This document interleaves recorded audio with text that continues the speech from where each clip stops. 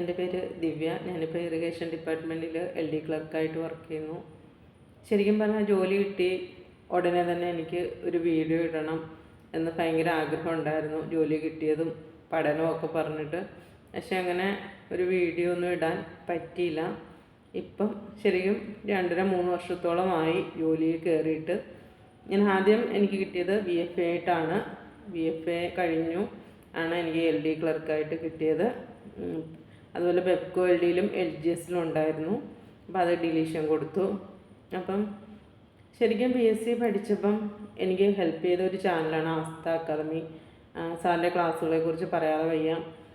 സാറാണ് ശരിക്കും എനിക്ക് അന്ന് ശരിക്കും ജോലി കിട്ടിക്കഴിയുമ്പം സാറിനെ പോയി കാണണം എന്നൊക്കെ പറഞ്ഞ് അങ്ങനെ ഒരു ആഗ്രഹമൊക്കെ ഉണ്ടായിരുന്നു. ശരിക്കും ജോലി കിട്ടിക്കഴിഞ്ഞ് തിരക്കുകളായപ്പം അതൊന്നും നടന്നില്ല.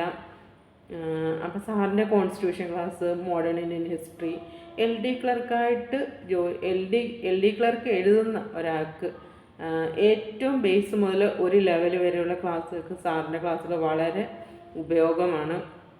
പിന്നീട് ഇപ്പോൾ സ്റ്റേറ്റ്മെൻറ്റ് ടൈപ്പ് ക്വസ്റ്റ്യൻസൊക്കെയാണ്. അപ്പോൾ കുറച്ച് ബേസ് ഒന്നും ഇല്ലാത്ത ആൾക്ക് ബേസ് തൊട്ട് ഒരു ലെവൽ വരെ എത്താൻ സാറിൻ്റെ ക്ലാസ്സുകൾ വളരെ പ്രയോജനമാണ്. എന്നിട്ട് നമ്മൾ കൂടുതൽ വായനയും കൂടെ ആകുമ്പോഴത്തേനും ശരിക്കും പറഞ്ഞാൽ ഈസി ആയിട്ട് ഒരു എക്സാം ക്രാക്ക് ചെയ്യാൻ പറ്റും. അതുപോലെ തന്നെ നമ്മൾ ക്വസ്റ്റ്യൻ പേപ്പർ വർക്കൗട്ട് ചെയ്യണം.